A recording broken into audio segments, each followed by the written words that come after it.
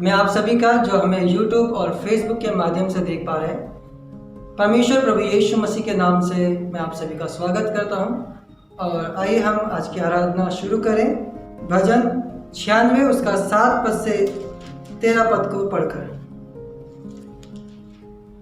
हे देश देश के कुल के लोगों, यहोवा का गुणानुवाद करो, यहोवा की महिमा और सामर्थ को मानो, यहोवा के नाम की ऐसी महिमा करो जो उसके योग्य है।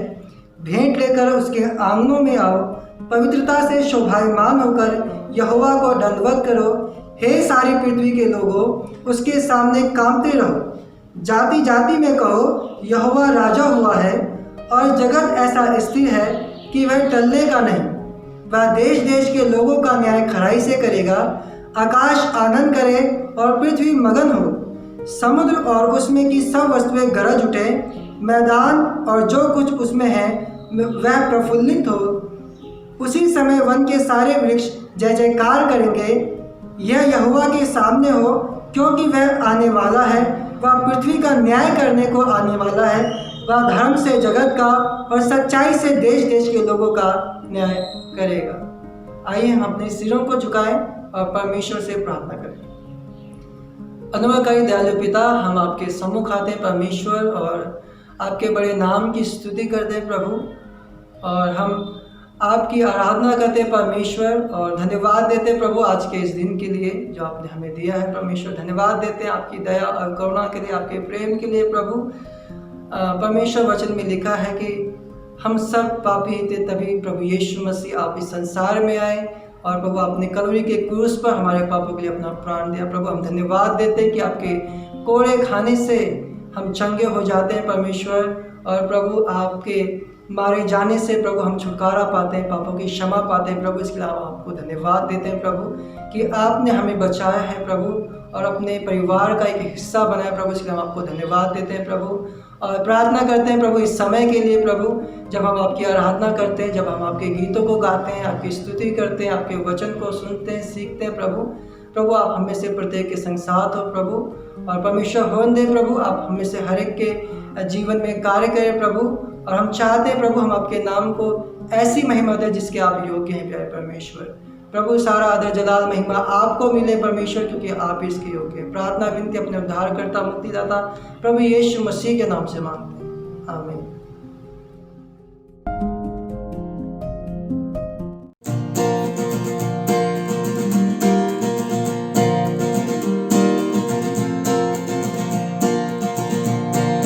आओ हम यहोवा का धन्यवाद करें, अपने सारे हृदय से वंदना करें।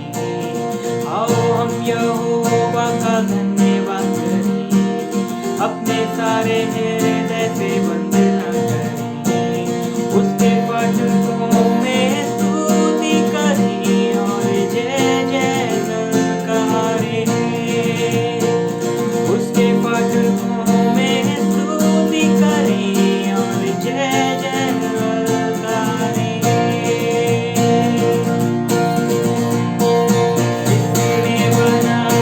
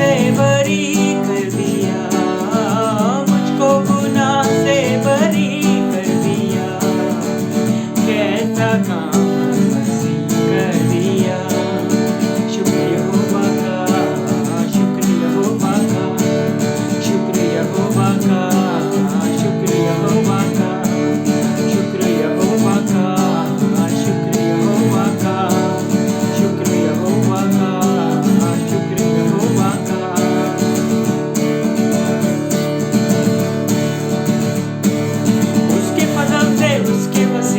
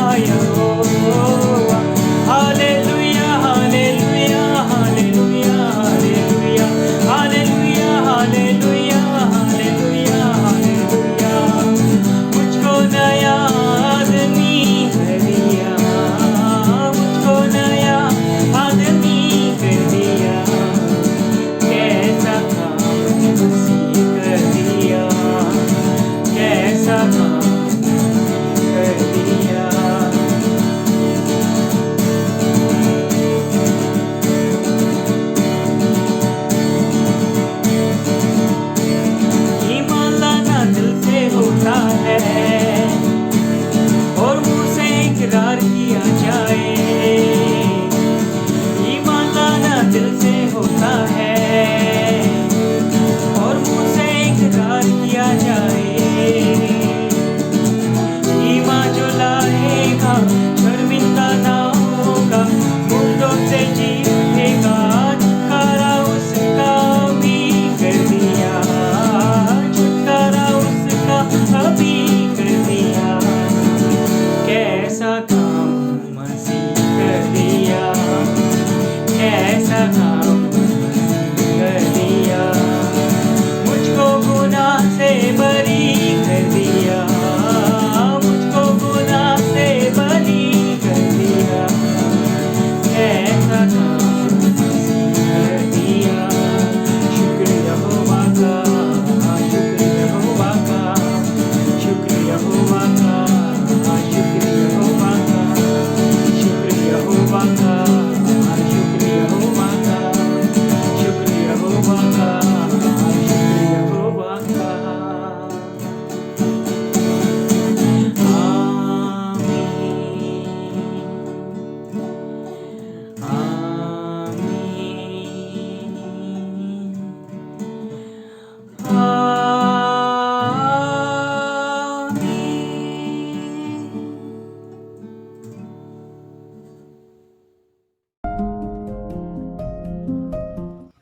ये समय होगा कलीसियाई सूचनाओं का। प्रत्येक रविवार आराधना का समय सुबह 9 से 10:30 बजे तक का है। आप सभी फेसबुक और यूट्यूब के माध्यम से हमारे साथ जुड़ सकते हैं। हमारा फेसबुक अकाउंट है BBCF सोनी व्यास सत्संग दिल्ली, तो आप वहां से आराधना का वीडियो देख सकते हैं। प्रत्येक महीने के अंतिम शनिवार को हम उपवास और प्रार्थना करते हैं। तो अगले महीने 29 अगस्त को हम सभी अपना समय परमेश्वर के साथ उपवास और प्रार्थना में बिताएं। हम प्रतिदिन नियमित रूप से परमेश्वर के वचन का अध्ययन करते हैं और हमने निर्गमन की पुस्तक को पढ़कर समाप्त कर लिया है और अब हम लेवी व्यवस्था की पुस्तक को पढ़ रहे हैं। आप हमें ऑनलाइन के माध्यम से परमेश्वर के लिए अपनी भेंट अर्पण कर सकते हैं। नीचे स्क्रीन पर हमारे चर्च की बैंक डिटेल्स उपलब्ध हैं, जिसके माध्यम से आप अपनी भेंट हमें दे सकते हैं। आज की सूचनाएं इस प्रकार से थी। धन्यवाद। आइए हम अपने आप को परमेश्वर के सम्मुख प्रार्थनाओं की ओर लेकर चलें। सर्वशक्तिमान परमेश्वर, मैं धन्यवादी हूँ खासतौर इस बात के लिए प्रभु की इस समय को हम आपके सम्मुख प्रभु जी इस वीडियो के माध्यम से बिता पा रहे हैं। इसके लिए मैं आपका हृदय से धन्यवाद करता हूँ, क्योंकि आपने हमें ये मौका दिया है पिता परमेश्वर कि हम इस माध्यम से भी प्रभु हम आपकी स्तुति और आराधना कर पा रहे हैं। धन्यवाद ही है पिता परमेश्वर कि आप हमारे साथ हैं और सदैव पिता परमेश्वर आप हमारी सहायता करते हैं आगे बढ़ने में। इसके लिए हम आपका धन्यवाद ही है प्रभु। धन्यवाद करते हैं आपके विश्वास योग्यता के लिए प्रभु, आपके प्रेम के लिए, आपके उस कलवरी क्रूस के लिए पिता परमेश्वर, जिस पे आपने अपना बलिदान दिया ताकि हमारे जीवन जो अंधकार में थे पिता परमेश्वर वो आपकी अद्भुत ज्योति में चमक सकें। इसके लिए हम आपका हृदय से धन्यवाद करते हैं पिता परमेश्वर। हम जानते हैं कि हमारे जीवनों में प्रभु जी संकट भी आते हैं। धन्यवाद ही है पिता परमेश्वर, परंतु इस संकट के दिनों में भी प्रभु आप हमारे साथ होते हैं और आप हमें सहायता करते हैं कि हम कैसे इन संकट के दिनों में भी आपके आनंद को अपने जीवन में पूरा ले पाते हैं। इसके लिए हम आपका हृदय से धन्यवाद करते हैं प्रभु जी। हम धन्यवादी हैं पिछले रविवार सभा के लिए प्रभु। हम धन्यवाद करते हैं कि हमने आपके वचन से सीखा पिता परमेश्वर। हम धन्यवाद करते हैं कि हमने आपकी आराधना में आपके साथ अपने परिवार के साथ प्रभु जी समय बिताया। इसके लिए हम आपका धन्यवाद करते हैं कि आपने हमें ऐसा मौका दिया प्रभु कि हम आपकी स्तुति और महिमा प्रभु जी अपने घर में रहकर प्रभु जी कर पाए। इसके लिए मैं आपका हृदय से धन्यवाद करता हूँ पिता परमेश्वर। धन्यवादी हैं आपने जो हमें माध्यम दिए हैं प्रभु जी, इसके लिए हम आपका धन्यवाद करते हैं। उस माध्यम से पिता परमेश्वर हम आपकी स्तुति और महिमा कर रहे हैं। इसके लिए हम आपका धन्यवाद करते हैं प्रभु। धन्यवादी है सर्वशक्तिमान परमेश्वर कि आपने हमें हर एक रीति से पिता परमेश्वर तैयार किया है कि चाहे परिस्थितियां कैसी भी क्यों ना हो, हम आपकी आराधना के लिए, आपको महिमा देने के लिए प्रभु, आपकी प्रशंसा के लिए तत्पर तैयार रहते हैं। इसके लिए हम आपका हृदय से धन्यवाद करते हैं, क्योंकि हमारे हृदय में आपने ऐसी से आनंद को पिता परमेश्वर जो भरा है और वो अद्भुत वर्णन से पिता परमेश्वर बाहर है। हम इसके लिए धन्यवादी हैं प्रभु। धन्यवादी है पिता परमेश्वर, हम जो हफ्ता के बीच में प्रभु जी ऑनलाइन के माध्यम से आपके वचन को प्रभु जी सीख पाते हैं, इसके लिए भी हम आपका धन्यवाद करते हैं प्रभु। कि हम धन्यवादी हैं कि जितने भाई बहन हमारे साथ इसमें जुड़ते हैं प्रभु, हम उनके लिए आपका हृदय से धन्यवाद करते हैं। धन्यवादी है पिता परमेश्वर कि आप हमें प्रतिदिन कुछ न कुछ नया प्रभु जी सिखाते हैं, इसके लिए हम धन्यवाद करते हैं। धन्यवादी है प्रभु हमारे कलीसिया के तमाम लोगों के लिए जो इस समय प्रभु जी यहाँ हैं और जो बाकी अपने गांव में हैं प्रभु, उनके लिए हम धन्यवाद करते हैं प्रभु कि सबको आपने सुरक्षित रखा है। खासतौर इस महामारी से प्रभु आपने बचाए रखा है, सुरक्षित रखा है, इसके लिए प्रभु जी हम आपके दिल से धन्यवाद करते हैं प्रभु। धन्यवाद क्योंकि आप अपने लोगों की सुधि रखते हैं, आप उनकी सहायता करते हैं, इसके लिए हम आपका धन्यवाद करते हैं पिता परमेश्वर।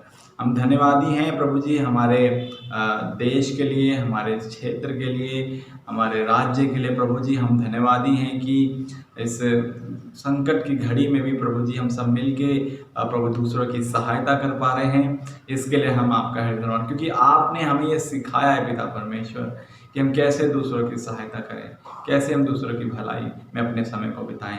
इसके लिए हम धन्यवाद करते हैं कि आपने ऐसा हृदय हमें दिया, ऐसी आत्मा आपने हमें सौंपी, ऐसा नया जीवन आपने हमें दिया कि इस नए जन्म में पिता परमेश्वर हम इस तरह के कार्य को प्रभु आपकी महिमा के लिए और दूसरों की सहायता के लिए प्रभु जी हम कर पाते हैं, इसके लिए हम धन्यवाद करते हैं।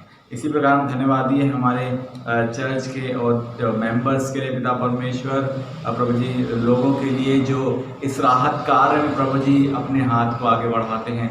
धन्यवादी हैं पिता परमेश्वर उन सभी भाई बहनों के लिए, उन सभी विश्वासियों के लिए जो बढ़ चढ़ कर पिता परमेश्वर इसमें हिस्सा लेते हैं, इसमें भाग लेते हैं प्रभु जी। हम धन्यवादी हैं पिता परमेश्वर की, और हम उनके जीवन के लिए हम आपसे प्रार्थना करते हैं। हम चाहते हैं कि आप उन्हें आशीषित करें, होंदे प्रभु कि आप उन्हें बढ़ाएं, उन्हें पिता परमेश्वर आपके स्तुति के लिए पिता परमेश्वर आप इस्तेमाल करें।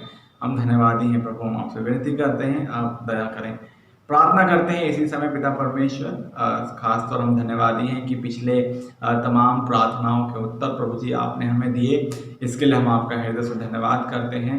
और इस समय हम प्रार्थना करते हैं भाई संतोष के जीवन के लिए। धन्यवादी हैं प्रभु कि वो आप पर विश्वास करते हैं प्रभु जी, इसके लिए हम धन्यवादी हैं। और ख़ासतौर हम उनके जीवन के लिए आपसे प्रार्थना करते हैं, जबकि उनके घर का कार्य जबकि उन्होंने ठाना है प्रभु कि इस वर्ष हो सके, तो हम आपसे विनती करते हैं कि जो भी कमी घटियाँ हैं प्रभु आप उन्हें उनके जीवन से आप दूर करें, ताकि इस वर्ष उनके जीवन में उत्साह आ सके और वो प्रभु जो कार्य उन्होंने ठाना है पिता परमेश्वर वो करने वाले बन सकें और उस घर को तैयार करने वाले बन सकें।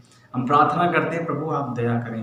विनती करते हैं बहन संगीता के जीवन के लिए। धन्यवादी हैं इस समय जबकि वो गांव में है प्रभु, तो हम आपसे प्रार्थना करते हैं आप दया करें कि उसके साथ हों, जबकि कुछ जो शारीरिक कमजोरियां हैं पिता परमेश्वर, शारीरिक उन सभी को प्रभु जी आप उसके जीवन से आप दूर करें प्रभु, उसको और आने वाले बच्चे को पिता परमेश्वर आप स्वस्थ करें। वंदे पिता परमेश्वर जो भी वो दवाइयाँ ले रही हैं, जो भी वो कार्य कर रहे हैं, उन सभी में प्रभु वो आगे बढ़ सके, वो स्वस्थ हो सके और आपके नाम की महिमा वो कर सके। हम प्रार्थना करते हैं कि उनके जीवन में इस वर्ष आशीष का वर्ष हो प्रभु, जिसके लिए हम आपसे विनती करते हैं और सहायता करें। प्रार्थना करते हैं विशाल के जीवन के लिए। धन्यवादी हैं कि प्रतिदिन वो अपनी जॉब पर जा पाता है प्रभु, उसके लिए हम धन्यवाद करते हैं कि आपने इसकी सहायता दी है, जबकि उसके लिए प्रार्थना करी गई थी प्रभु, आपने उसकी मदद करी, प्रार्थना का उत्तर दिया, इसके लिए हम धन्यवाद करते हैं। प्रार्थना करते हैं खासतौर नरगिस और पल्लवी के लिए पिता परमेश्वर, जो काफ़ी लंबे समय से प्रभु जी बीमार हैं। प्रभु जी हम आपसे प्रार्थना करते हैं कि आप उन दोनों बहनों को छुएं और पूर्ण रूप चंगाई दें।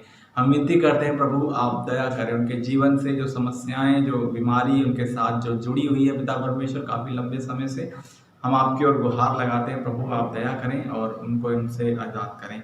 प्रार्थना करते हैं प्रतीक के जीवन के लिए, अनिल के जीवन के लिए। धन्यवादी हैं इनके विश्वास योग्यता के लिए और उनके जीवनों के लिए प्रभु हम धन्यवाद करते हैं। और हम प्रार्थना करते हैं कि किसी भी चीज़ से अगर अपनी ज़िंदगी में अपनी लाइफ में ये स्ट्रगल कर रहे हैं, तो हम विनती करते हैं प्रभु कि आप उस जुझावपन को पिता परमेश्वर, स्ट्रगलनेस को पिता परमेश्वर आप उनके जीवन से प्रभु जी दूर करें और अपनी शांति को, अपने आनंद को उनके जीवन में अनुभव करने का मौका दें प्रभु। वो आपके वचन के साथ अपने समय को बिता सकें, ताकि आपके वचन की सामर्थ को पिता परमेश्वर अपने जीवन में लें और शांति और आनंद का अनुभव कर सकें।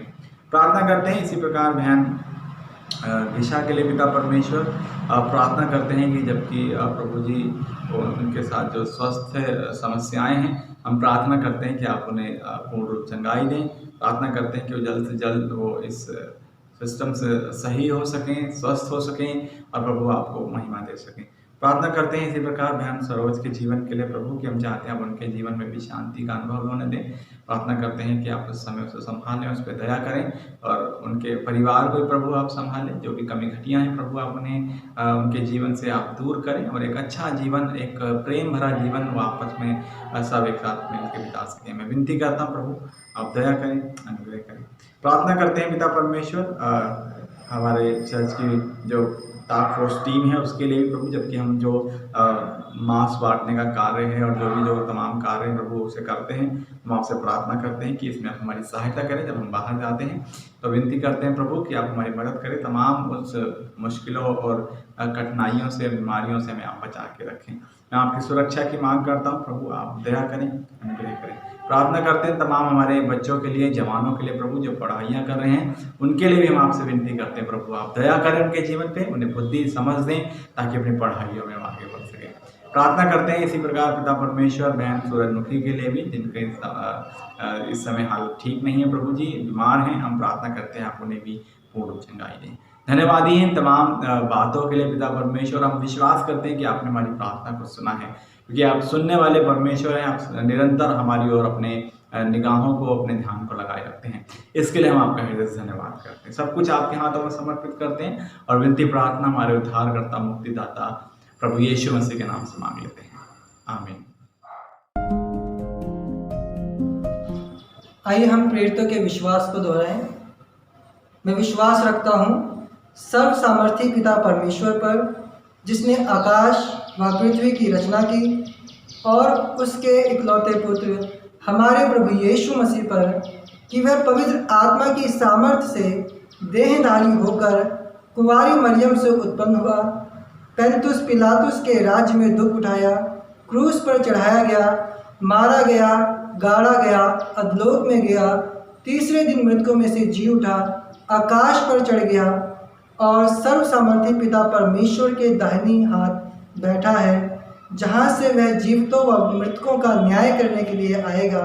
मैं विश्वास रखता हूँ पवित्र आत्मा पर, विश्वासियों की मंडली पर, संतों की संगति पर, पापों की क्षमा, देह के जी उठने और अनंत जीवन पर। आमीन।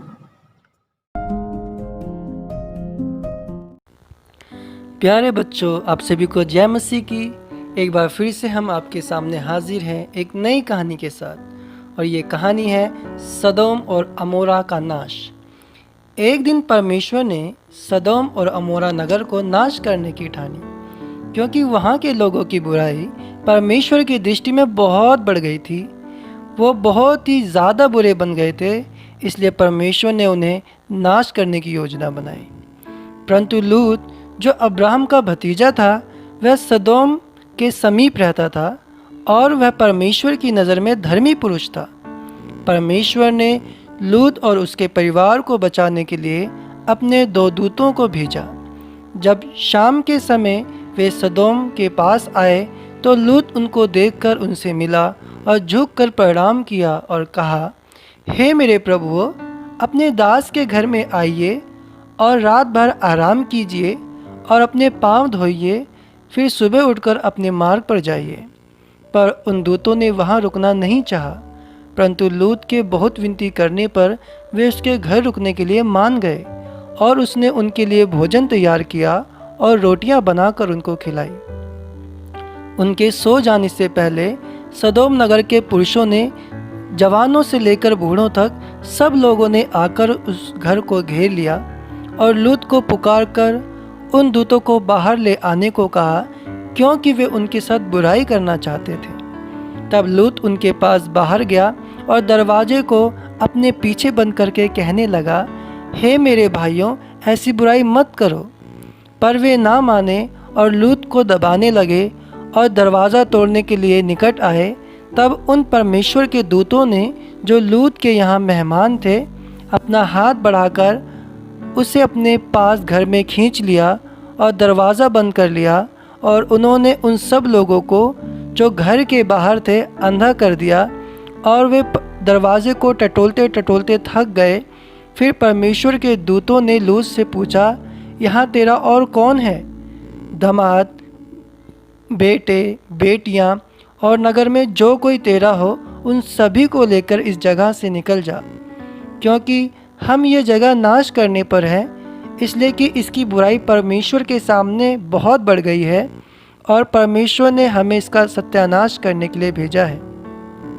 तब लूत ने निकलकर अपने दामादों को, जिनके साथ उसकी बेटियों की सगाई हो गई थी, समझा के कहा, उठो, इस जगह से निकल चलो, क्योंकि परमेश्वर इस नगर को नष्ट करने पर है। पर उसके दामादों ने उसका विश्वास न किया, परंतु उसकी हंसी उड़ाई और उसके साथ न आए। तब अगले दिन सुबह होने से पहले ही दूतों ने लूत से जल्दी करने को कहा और बोले, उठ, अपनी पत्नी और अपनी बेटियों को यहाँ से ले जा, नहीं तो तू भी इस नगर में नष्ट हो जाएगा। पर वह देर करता रहा, और इस कारण परमेश्वर के दूतों ने उन सब के हाथ पकड़कर उन्हें नगर के बाहर ले आए, क्योंकि परमेश्वर की दया लूत पर थी। तब परमेश्वर के दूतों ने उससे कहा, यहाँ से भाग जा और पीछे की ओर मुड़कर ना देखना और कहीं मत रुकना, परंतु सामने के पहाड़ पर भाग जाना, नहीं तो तू भी भस्म हो जाएगा। परंतु लूत पहाड़ पर नहीं भाग सकता था, इसलिए उसने परमेश्वर के दूतों से विनती की कि वह उसे पास के एक नगर में भाग जाने दे, और वे उसकी बात मान गए। जैसे ही लूत उस नगर के पास पहुंचा, तब सूरज निकला, और परमेश्वर ने सदोम और अमोरा नगर पर आकाश से गंधक और आग बरसाई, और उन नगरों को और उनमें सब रहने वालों को भूमि की सारी फसल समेत नष्ट कर दिया। परंतु लूत की पत्नी जो उसके पीछे थी, मुड़कर पीछे की ओर देखा, और वह नमक का खंभा बन गई। प्यारे बच्चों, इस कहानी से हम क्या सीखते हैं? इस कहानी से हम ये सीखते हैं कि परमेश्वर हमारे पापों से अप्रसन्न होता है, और परमेश्वर ने एक दिन ठहराया है जिसमें वह सारे मनुष्यों का न्याय करेगा और उनके पापों का दंड देगा। परंतु परमेश्वर चाहते हैं कि हम नाश ना हो। उसने हमें बचाने की एक अद्भुत योजना बनाई है, और अपने पुत्र प्रभु यीशु मसीह को इस संसार में भेजा, जो हम सब के पापों के लिए क्रूस पर बलिदान हुआ और हमारे पापों के दंड को सहा। वह मारा गया और फिर तीसरे दिन जी उठा। यदि हम अपने पापों से फिरकर पश्चाताप करें और प्रभु यीशु मसीह पर विश्वास करें, तो निश्चय परमेश्वर हमारे पापों को क्षमा करेगा और हम उसके दंड से बच जाएंगे। आप सबको जय मसीह की। धन्यवाद।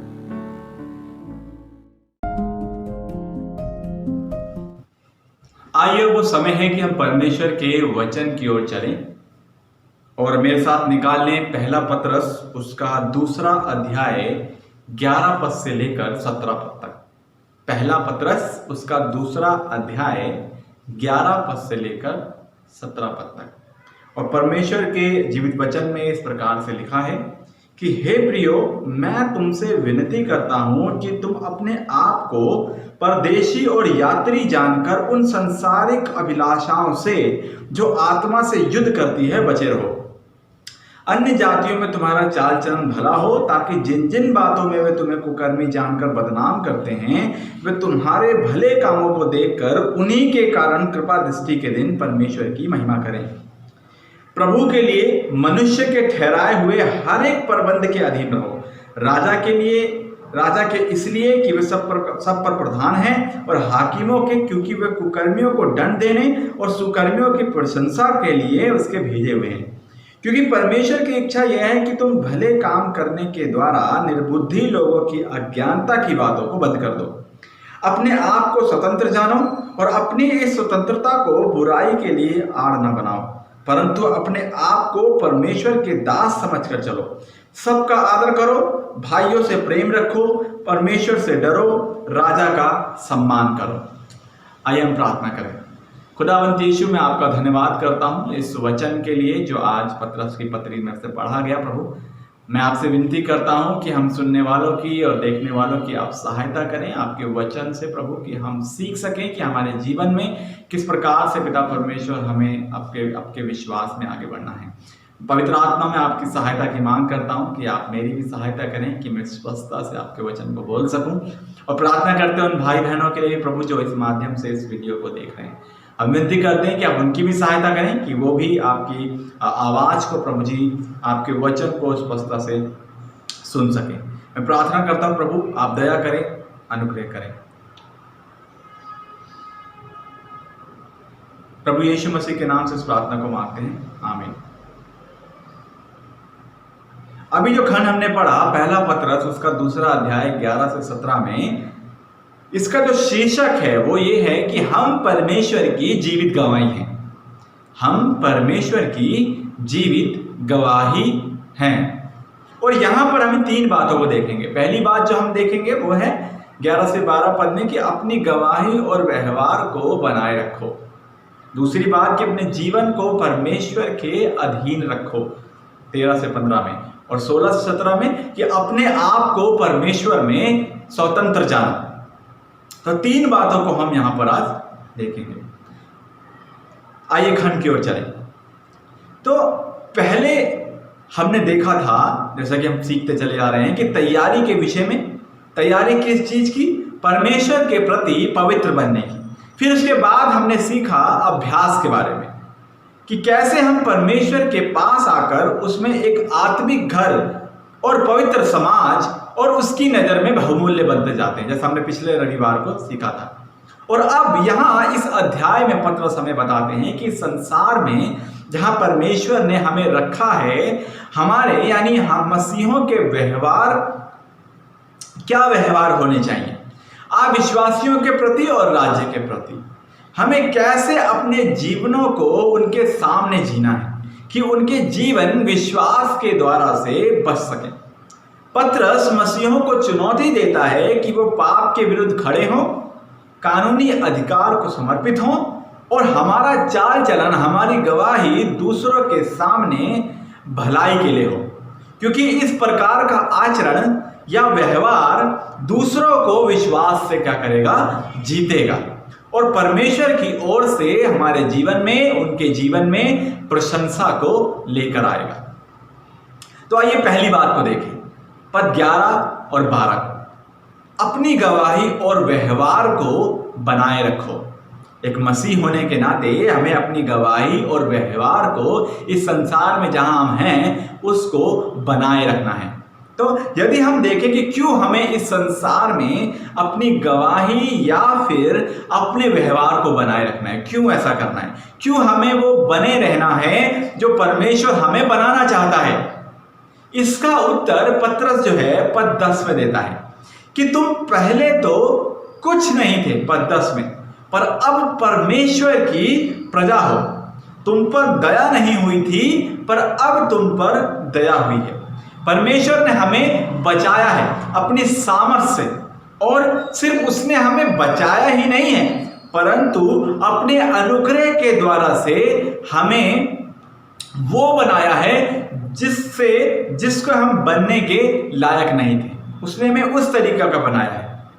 वचन इस बात को स्पष्ट करता है कि मसीह में बचा लिए जाने से पहले हम कुछ भी नहीं थे। जैसा पद 10 में हमने पढ़ा, हमारी कोई गवाही नहीं थी, हमारी कोई पहचान नहीं थी, और ना ही हमारा व्यवहार परमेश्वर के अनुसार था जैसा वो चाहता है। परंतु अब मसीह में बचा लिए जाने के बाद हम परमेश्वर की निज प्रजा हैं। हम पर दया नहीं हुई थी पर अब इस समय अनुग्रह में प्रभु यीशु पर विश्वास करने के द्वारा से हम पर दया हुई। इसीलिए हमें अपनी इस गवाही को जो हमने पवित्र परमेश्वर की ओर से पाया है उसको हमें संसार में रहते हुए दूसरों के सामने बनाए रखना है, संजोए रखना है, उसको सुरक्षित रखना है। इसीलिए पद 11 में पत्रस कहता है कि एक विनती के साथ, पत्रस एक विनती के साथ अपनी बातों को हमारे सामने लाता है, हमारे सामने रखता है। वो कहता है, यदि हम पद 11 के बिल्कुल शुरू के अक्षरों को पढ़ें तो कहता है कि हे प्रियो, मैं तुमसे विनती करता हूं वो हमसे विनती करता है, और वो इसलिए ऐसा करता है क्योंकि वो पद 9 में परमेश्वर द्वारा दी गई हमारी पहचान को, हमारी गवाही को, कि हम मसीह में कौन हैं, पहचानता है, जानता है। जैसा उसने पद 9 में बोला कि मसीह में हमारी इतनी ऊंची पहचान है कि हम एक चुना हुआ वंश, राजपदधारी और पवित्र लोग हैं। और जब परमेश्वर ने हमें अपने प्रेम में ये पहचान दी है, तो हमारा चाल चलन, हमारी गवाही उनके सामने जो परमेश्वर की अद्भुत ज्योति को नहीं जानते हैं, जो बचाए नहीं गए हैं, उनके सामने कैसा होना चाहिए, हमें इस बात को समझना है। वो हमसे विनती करता है क्योंकि हम परमेश्वर की ओर से आशीषित किए गए हैं, हम उसकी ओर से बचाए गए हैं, और वो हमें, यानी पतरस हमें एक प्रेरणा देता है ताकि हम इस संसार में अपनी गवाही को, अपने जीवन को पवित्र बनाए रखें। जैसा पद 11 में हमने पढ़ा था, वो कहता है आगे कि हमें अपने आप को इस संसार में परदेशी और यात्री जानकर उन सांसारिक अभिलाषाओं से जो हमारी आत्मा में, हमारी आत्मा से युद्ध करती है, उससे बचे रहना है, उन संसारिक अभिलाषाओं से। पतरस इन बातों को इसलिए यहां पर बोलता है, जैसा हमने पद 11 में पढ़ा, क्योंकि उस समय विश्वासी लोग, जब पतरस पत्र को लिख रहा था, तो उस समय विश्वासी लोग बहुत सताव का क्या कर रहे थे, सामना कर रहे थे, और दूसरों के द्वारा से लगाए गए कई तरह के दोषों का अपने जीवन में सामना कर रहे थे, जैसा आज के समय में भी बहुत से विश्वासी लोग सामना को करते हैं। इसीलिए ऐसी परिस्थितियों में हमें अपने व्यवहार को, अपनी गवाही को कैसा रखना है, उस बात को पतरस यहां पर समझाता है कि कैसे हम अपने जीवन को उनके सामने जिए कि वो लोग भी जो हम पर झूठा दोष लगाते हैं, परमेश्वर की प्रशंसा कर सके और वो भी बचाए सके। किस तरीके से अपने जीवन को हम उनके सामने जिए, इस बात को पतरस यहाँ पर बोलता है। पद 11 को हम देखेंगे कि हमें, जो हम मसीह में उसके लहू के द्वारा से बचाए गए हैं, धोए गए हैं, और वो कहता है कि हम इस संसार में प्रवासी हैं, जैसा हमने पढ़ा, यानी हम एक यात्री के समान हैं इस संसार, परंतु हमारा घर तो वहां है जहां हमारा परमेश्वर है, जहां हमारा प्रभु विराजमान है।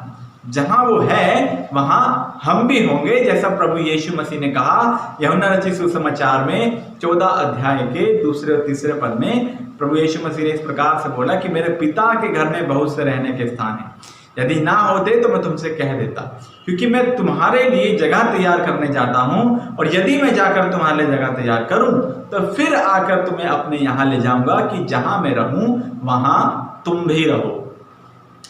इसीलिए यदि हम यहाँ एक प्रवासी के समान है, एक यात्री के समान है, जैसा वचन बताता है, तो हमें उन संसारिक अभिलाषाओं से जो हमारी आत्मा से हमसे युद्ध करती है, हमारी गवाही को खराब करती है, उससे अपने आप को बचाए रखना है, उससे हमें अपने आप को बचाए रहना है। जैसा पौलुस भी गलातियों की पत्री उसके 5 अध्याय 19 से 21 पद में बताता है कि जिन अभिलाषाओं में हम फंसते हैं वो क्या है? शरीर के काम तो प्रकट हैं, अर्थात व्यभिचार, गंदे काम, लूचपन, मूर्ति पूजा, टोना, बैर, झगड़ा, ईर्ष्या, क्रोध, विरोध, फूट, विधर्म, डहा, मतवालापन, लीला क्रीड़ा और इनके जैसे और काम हैं जो हमें इन अभिलाषाओं में, इन संसारिक अभिलाषाओं में, शारीरिक अभिलाषाओं में क्या करते हैं? फंसाते हैं। इनके विषय में जैसा पौलुस कहता है कि इनके विषय में मैं तुमसे पहले से कह देता हूं, जैसा पहले कह भी चुका हूं, कि ऐसे ऐसे काम करने वाले परमेश्वर के राज्य के वारिस नहीं होंगे। पौलुस इस बात को यहाँ पर डिक्लेयर कर देता है, बता देता है कि हमें इन सब चीजों से बचना है। इसलिए बचना है ताकि हम परमेश्वर के राज्य से बाहर ना हो जाए। इन सब चीजों में फंसकर हम अपने जीवन को विनाश की ओर ले जाते हैं, जैसा पौलुस ने बताया जिन बातों को। और शैतान जो हमारा विरोधी है वो यही चाहता है कि विश्वासी लोग इन बातों में घिरें, ताकि हम परमेश्वर के राज्य के वारिस ना बन सकें। उसकी इस अद्भुत महिमा जो अनंत अंत के समय में यीशु के आने पर होगी, उसमें शामिल ना हो सके। तभी इन सभी चीजों से हमें क्या करना है, बचना है। इसलिए पतरस बोलता है कि हमें संसारिक अभिलाषाओं से, जो हमारे साथ आत्मा में युद्ध करती है, उससे हमें क्या करना है, बचना है।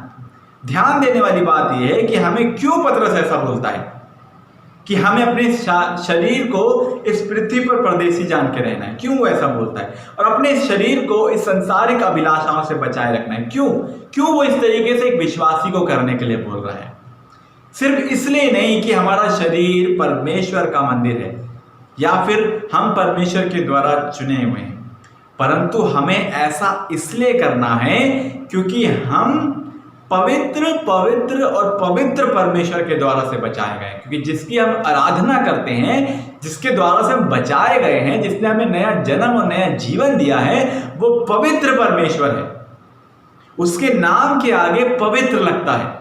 वो पवित्र परमेश्वर है जिसने हमें बचाया और बुलाया। इसीलिए हम इन बातों पर और भी ध्यान देना है, ताकि हम अपने जीवन को पवित्रता के मार्ग में इन सारी अभिलाषाओं से बचते हुए क्या कर सकें, जी सकें।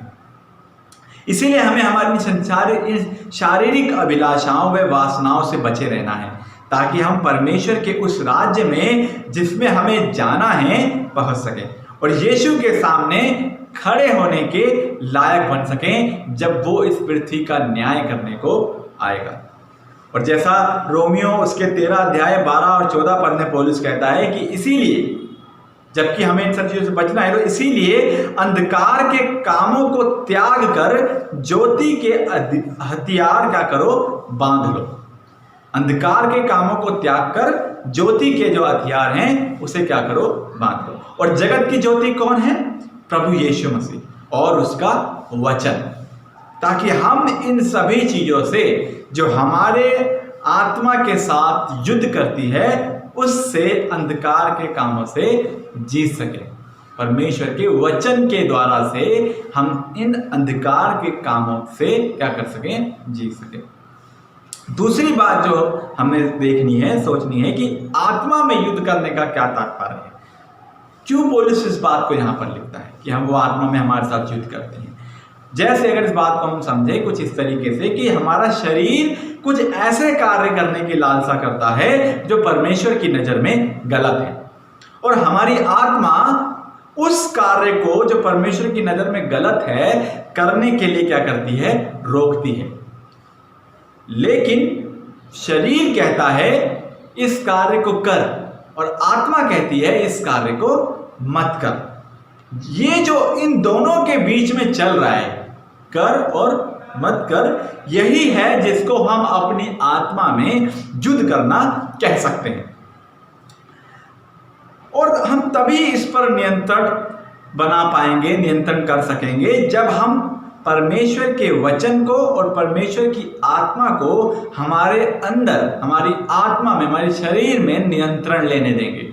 जब हम पवित्र आत्मा को हमारे अंदर नियंत्रण लेने देंगे, तभी हम इन तमाम चीजों से जो आत्मा में हम युद्ध करते हैं संसारिक अभिलाषाओं के साथ, उससे बच पाएंगे। जब हम परमेश्वर के वचन को अपने जीवन में लागू होने देंगे, जब उसके वचन में अपने जीवन को हम देंगे, उसके वचन को पढ़ने में, प्रार्थना करने में अपने समय को बिताएंगे, तभी हम इन सभी चीजों से क्या कर सकेंगे, बच सकेंगे। आज के समय में काफी लोग व्यभिचार में गिरते हैं, खास तौर जवान लोग जिनका अभी विवाह नहीं हुआ है, और ऐसा करके वो अपने जीवन को विनाश की कगार पर ले जाते हैं।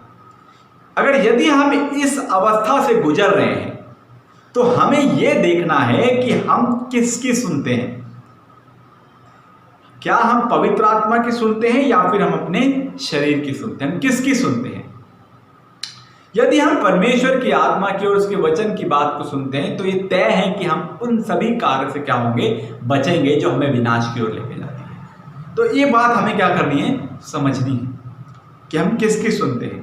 और जैसा पौलुस भी कहता है कि प्रभु यीशु मसीह को पहन लो। अगर हम ऐसी अवस्था से जूझ रहे हैं, तो हमें बचने के लिए उपाय करना है कि हम प्रभु यीशु मसीह को क्या करें, पहन लें, और शरीर की अभिलाषाओं को पूरा करने का उपाय ना करें। प्रभु यीशु मसीह को पहनना यानी उसके वचन को अपने जीवन में लागू करना, उसके साथ अपनी सहभागिता को दिखाना।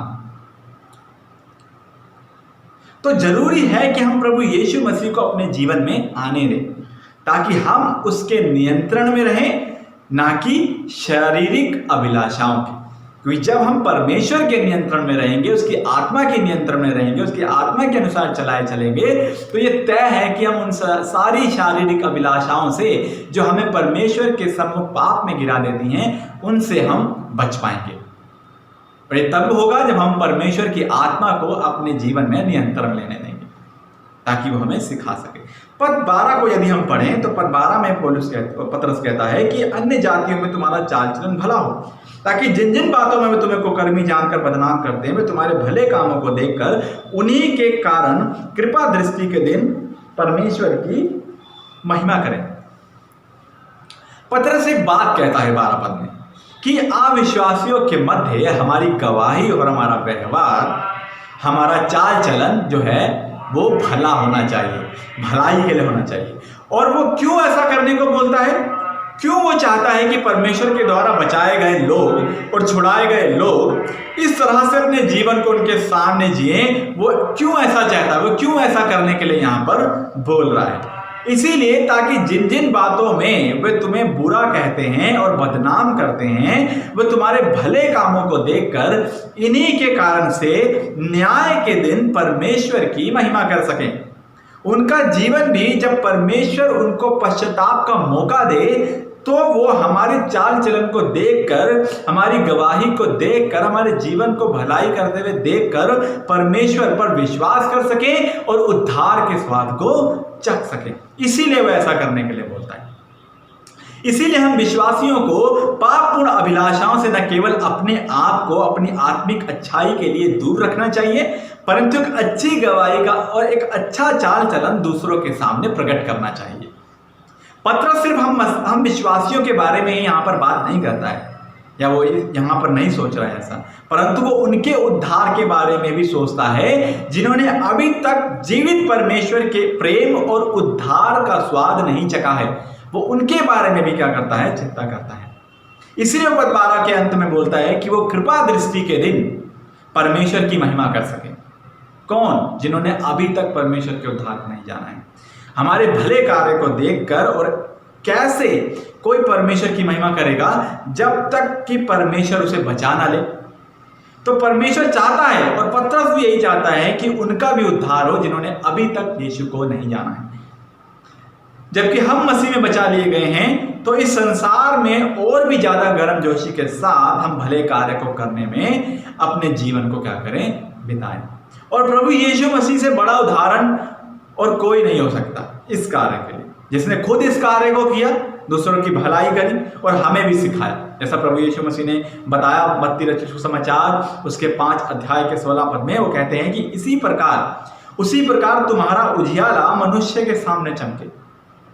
तुम्हारा उजियाला मनुष्य के सामने ऐसा चमके कि वो तुम्हारे भले कामों को देखकर तुम्हारे पिता की जो स्वर्ग में है बड़ाई करें। तो यदि हम आज के समय काल को देखें, इस समय को, जैसा इस समय इस पूरी पृथ्वी पर चल रहा है, तो दूसरों की भलाई के लिए हमें क्या करना है? आगे आना चाहिए। ये परमेश्वर की ओर से हमें मिला है कि हम अपने उजियाले को उन मनुष्य के सामने जो हमें बदनाम करते हैं चमका सकें, ताकि वो हमारे भले कामों को देखकर परमेश्वर की जो स्वर्ग में है बड़ाई करें। हमें देखना है जो लोग आज के समय में असहाय हैं, उनकी हम क्या करें? सहायता करें। और जैसा हम कर भी रहे हैं, जैसा प्रभु यीशु मसीह ने कहा कि अपने पड़ोसी से क्या रखना है? तुम्हें अपने समान प्रेम रखना है, ताकि वो लोग इस बात को समझ सकें, जैसा इफिसियों उसके 2 अध्याय के 10 पद में लिखा है, क्योंकि हम उसके बनाए हुए हैं, यानी हम परमेश्वर के बनाए हुए हैं और मसीह यीशु में उन भले कामों के लिए सृजे गए हैं जिन्हें परमेश्वर ने पहले ही से हमारे करने के लिए तैयार किया हुआ है। परमेश्वर ने हमें तैयार किया इस बात के लिए कि हम भलाई करें, हम भले कार्य करें और अपने व्यवहार को, अपनी गवाही को दूसरों के सामने बनाए रखें। तो इस बात को हमें क्या करना है? सीखना है, समझना है।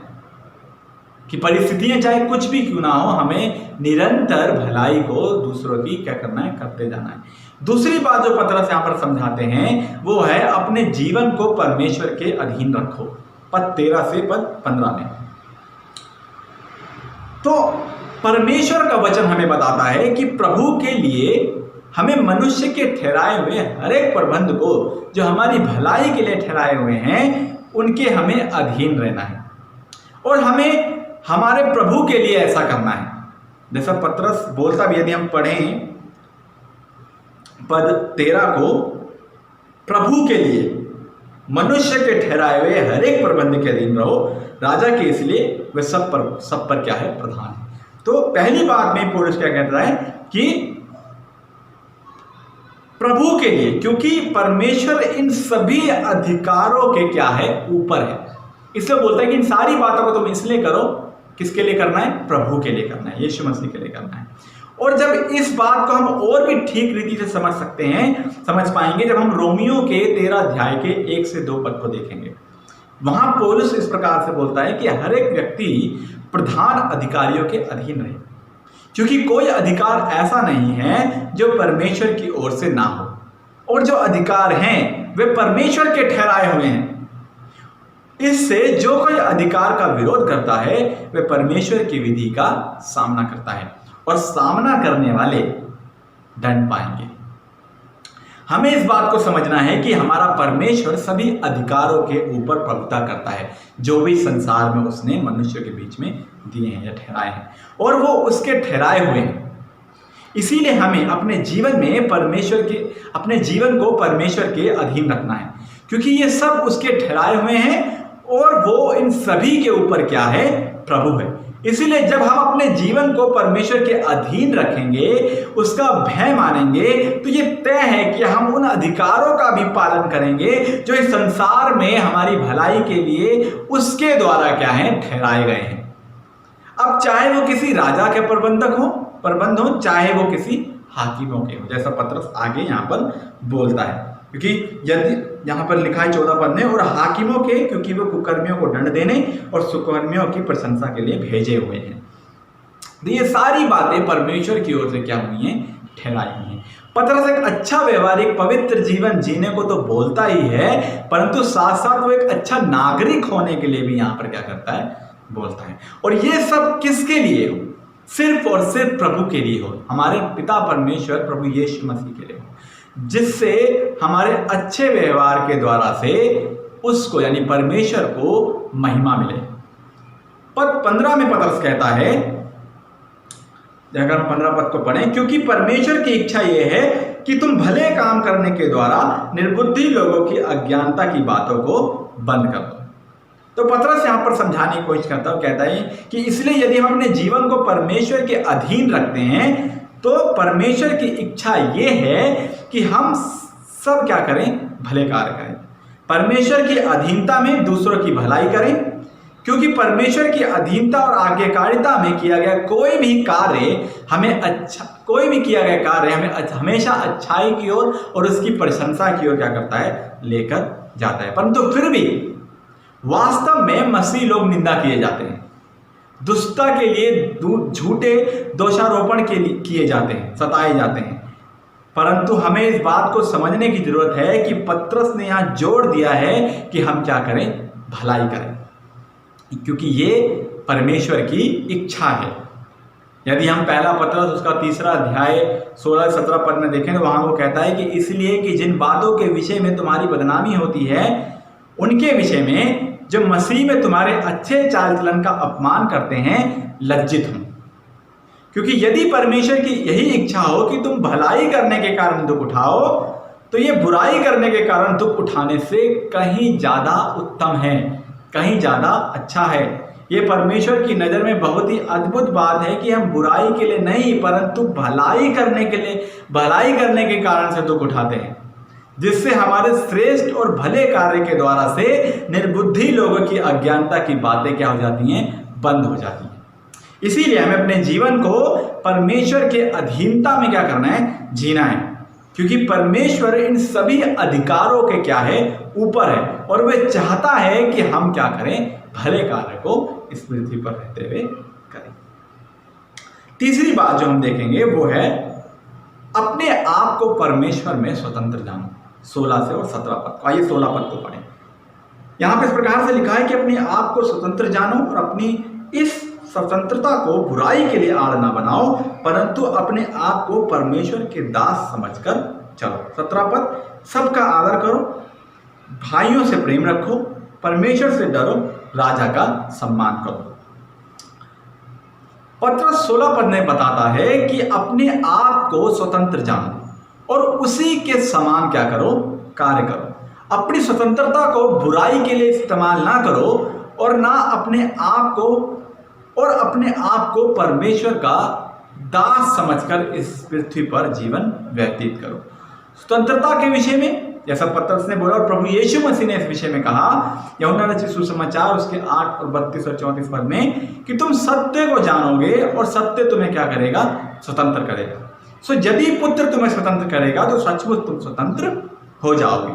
और हम जानते हैं कि यीशु मसीह के द्वारा से हम स्वतंत्र किए भी गए हैं, हमारे पापों से और हमारे दासत्व से। तभी पत्रस यहां पर कहता है कि हमें मसीह के द्वारा से महान स्वतंत्रता क्या हुई है, प्राप्त हुई है।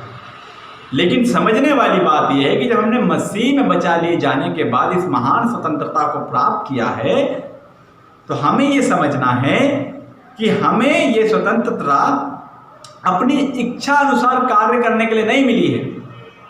अपनी इच्छा अनुसार कार्य करने की स्वतंत्रता हमें नहीं मिली।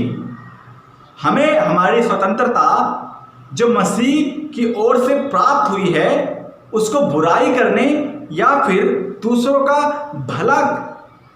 बुरा भला कहने के लिए हमें इसका इस्तेमाल नहीं करना है। जो हमें स्वतंत्रता परमेश्वर से प्राप्त हुई है उसको हमें बुराई के लिए और दूसरों को बुरा भला कहने के लिए इसका इस्तेमाल नहीं करना है, परंतु हमें अपने आप को परमेश्वर के दास को समझकर, परमेश्वर का जो भय मानता है उसकी तरह समझकर दूसरों की भलाई के लिए इस स्वतंत्रता का क्या करना है, इस्तेमाल करना है। इसलिए पत्रस साफ साफ यहां पर बोलता है कि अपने आप को स्वतंत्र जानो और अपनी इस स्वतंत्रता को बुराई के लिए आड़ ना बनाओ। हमें कोई भी ऐसा गलत कार्य नहीं करना है, परंतु अपनी स्वतंत्रता का जो इस्तेमाल है वो हमें परमेश्वर की महिमा के लिए, उसकी आज्ञा को अपने जीवन में लागू करने के लिए और दूसरों की भलाई करने के लिए हमेशा करते जाना है। उसकी आज्ञा का अपने जीवन में पालन करते जाना है और सदा दूसरों के उद्धार और क्षमा के लिए हमें क्या करते जाना है, प्रार्थना करते जाना है।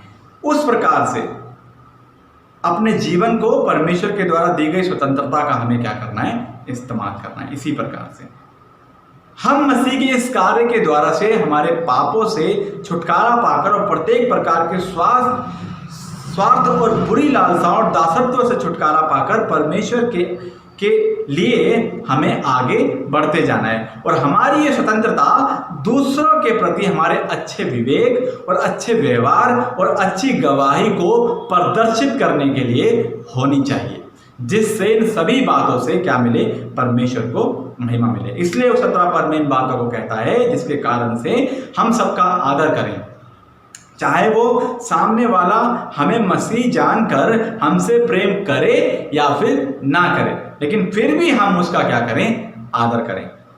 भाइयों से प्रेम रखें, जैसा प्रभु ने भी हमें सिखाया कि एक दूसरे से क्या रखना है, हमें प्रेम रखना है। और उसने खुद भी अपने प्रेम को कलवरी क्रूस पर अपनी जान देकर हमारे लिए, हम विश्वासियों के लिए, दूसरे लोगों के लिए क्या किया, प्रकट किया। अगली बात जो पत्रस कहता है कि परमेश्वर से डरो, यानी परमेश्वर का भय जो हमारे जीवन में उसकी आज्ञाकारिता को लेकर आता है, जो हमारे व्यवहारों को दूसरे मनुष्य के सामने अच्छा बनाता है, उसको क्या करना है, हमें मानना है। परमेश्वर के भय को, परमेश्वर के डर को अपने जीवन में क्या करना है, हमें रखना है, ताकि हमारा जीवन उसकी पवित्रताई में, उसकी आज्ञाकारिता में आगे बढ़ सके। अगली बात जो कहता है वो राजा का हमें क्या करना है, सम्मान करना है। विश्वासियों को चाहिए कि वो अपने प्रशासन प्रबंधों का क्या करें, सम्मान करें, उनका आदर करें, जिससे परमेश्वर को महिमा मिले। हम विश्वासी लोग परमेश्वर की सच्ची स्वतंत्रता का आनंद तभी उठा सकते हैं जब हम परमेश्वर की आज्ञाओं को अपने जीवन में पूरा करते हैं और परमेश्वर के सेवकों की नाई अपने जीवन में अपने व्यवहारों को इस संसार में रहते हुए बिताते हैं।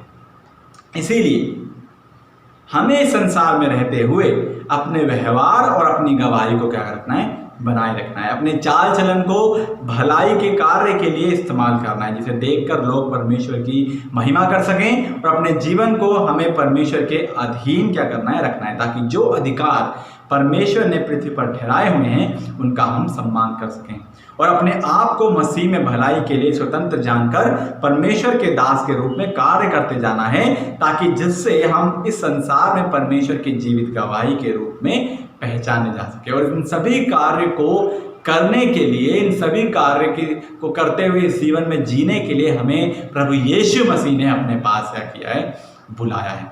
इसीलिए उसने इस दाम को क्या किया है, चुका है, ताकि हमारा जीवन जो पहले अंधकार में था अब क्या हो, उसकी ज्योति के समान हो, ताकि हम उसके गुणों को इस संसार में जब तक परमेश्वर हमें यहाँ रखा है बता सकें और उसके गुणों को प्रकट कर सकें, उसकी महिमा को, और उसको हम अपने जीवन से आदर दे सकें। तो हमारा एक कार्य होना चाहिए कि हम सदैव परमेश्वर की आज्ञा के अनुसार दूसरों की भलाई करते हुए अपने जीवन को बिताते जाएं और अपने जीवन में एक जीवित गवाही के रूप में उसको क्या करें, प्रकट करें। परमेश्वर आप सभी को आशीष दे। आइए हम प्रार्थना करें। सर्वशक्तिमान परमेश्वर, मैं आपका धन्यवाद करता हूँ आज के इस वचन के लिए जो हमने सीखा। प्रभु, मैं आपसे विनती करता हूँ कि होंदे हमारे हृदय को, हमारी आत्मा को, हमारे शरीर को आप इस तरीके से बनाएं कि हम अपने जीवन में प्रभु आपको एक जीवित गवाही के रूप में प्रभु जी प्रकट कर सकें। हम विनती करते हैं कि हमारा यहाँ रहना आपके महिमा का कारण ठहरे और पिता परमेश्वर हम दूसरों की भलाई के लिए सदैव तत्पर रहें। पिता परमेश्वर तैयार रहें। हम आपसे प्रार्थना करते हैं आप हमारी इसमें सहायता करें, हमारी मदद करें। हम प्रार्थना करते हैं प्रभु कि हम इस माध्यम से आपको महिमा देने वाले बन सकें और अपने जीवन में प्रभु आपकी प्रशंसा जब तक आपने हमें इस पृथ्वी पर रखा है तब तक प्रभु हम करते चले जाएँ।